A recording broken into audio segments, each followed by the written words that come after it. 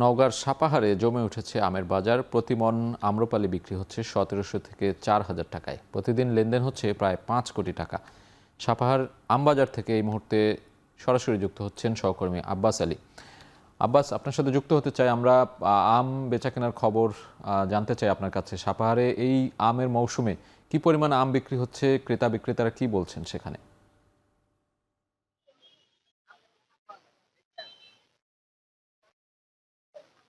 সাজিদ, আপনাকে জানিয়ে রাখি যে উত্তরের বৃহৎ জেলা নওগাঁয় সবচেয়ে বড় আমের মোকাম হচ্ছে এই সাপাহার উপজেলা, এবং এই উপজেলায় সকাল ৮টা থেকে শুরু করে রাত ৮টা পর্যন্ত এখানে বেচা কেনা চলে। এই উপজেলার 0 পয়েন্ট অর্থাৎ উপজেলা সদর থেকে একদম গোডাউন পাড়া পর্যন্ত প্রায় ২ কিলোমিটার এলাকা জুড়ে এই রাস্তার এক পাশে এখানে বাজার বসে থাকে। প্রতিদিন আম বেচাকেনা হয়ে থাকে।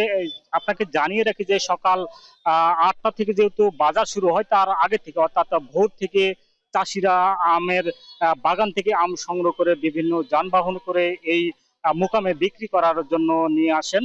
এবং আমের যদি সরবরাহ কম এবং বেশি হয়ে থাকে, তখন দামেরও একটি হেরফের হয়ে থাকে বলে আমরা দেখছি। যেহেতু আজ আমের সরবরাহ একটু কম, যার কারণে দাম অর্থাৎ প্রতি মণে প্রায় ২০০ থেকে ৩০০ টাকা পর্যন্ত বেড়েছে। এবং এই বাজারে ৪ প্রকার আম বেচা কেনা হচ্ছে। আম্রপালি, ব্যানানা ম্যাঙ্গো, বাড়িফোর এবং হাড়িভাঙ্গা আম এই বাজারে পাওয়া যাচ্ছে। এখন যেহেতু আম্রপালির মৌসুম, অর্থাৎ জেলায় যে পরিমাণ আম উৎপাদন হয় তার ৬০% আম উৎপাদন হয় এই আম্রপালি। এবং যেহেতু আম্রপালি সবচেয়ে এখন ভর মৌসুম এবং দাম কিছুটা একটু কম, কৃষকরা বলছেন। আম্রপালি এখানে প্রকারভেদে বিক্রি হচ্ছে ১৭০০ থেকে ৪,০০০ টাকা মন, ব্যানানা ম্যাঙ্গো বিক্রি হচ্ছে ৩৫০০ থেকে ৪,০০০ টাকা মন, বাড়িফোর ২১০০ থেকে ২৫০০ টাকা মন, এবং হাড়িভাঙ্গা আম বিক্রি হচ্ছে ২৪০০ থেকে ২৮০০ টাকা মন। তবে কৃষকদের সঙ্গে কথা বলে আমরা জেনেছি যে যেহেতু সকালের দিকে অর্থাৎ সকাল থেকে দুপুর পর্যন্ত আমের দাম কিছুটা কম হয়ে থাকে। আবার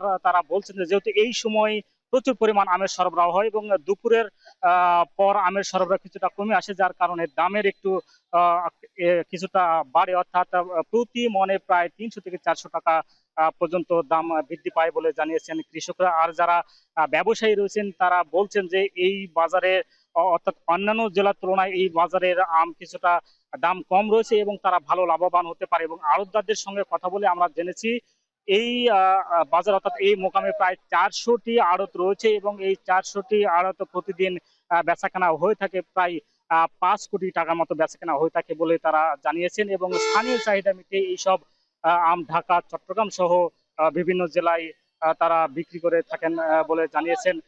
আরেকটি বিষয় আপনাকে জানিয়ে রাখি যে কৃষকদের সঙ্গে আমরা কথা বলে যেমনটি জেনেছি যে এই চলতি মৌসুমে শুরু থেকেই দেখা যাচ্ছে যে নিয়মিত বৃষ্টি হচ্ছে। আর এই বৃষ্টির কারণে এই যে পাতা পচা যে একটি রোগ রয়েছে, অর্থাৎ আমে কালার কিছুটা খারাপ হচ্ছে, যার কারণে তারা কীটনাশক প্রয়োগ করেও ফলাফল পাচ্ছে না। অর্থাৎ আম যে কি চকচকে ভাব, যে পরিষ্কার ভাব, সেই পরিষ্কার তারা পাচ্ছে না। অর্থাৎ তারা এই কীটনাশক খারাপ বলে তারা জানিয়েছেন।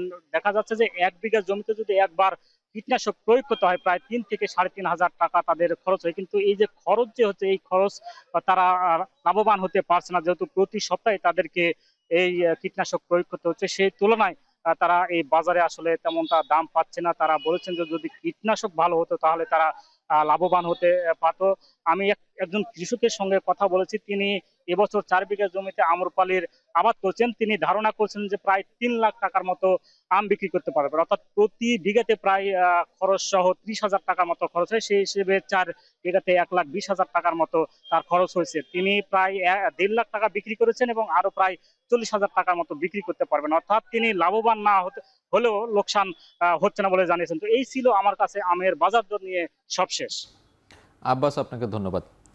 নওগাঁর আমের বাজারের খবর জানাতে সরাসরি যুক্ত ছিলেন সহকর্মী আব্বাস আলী।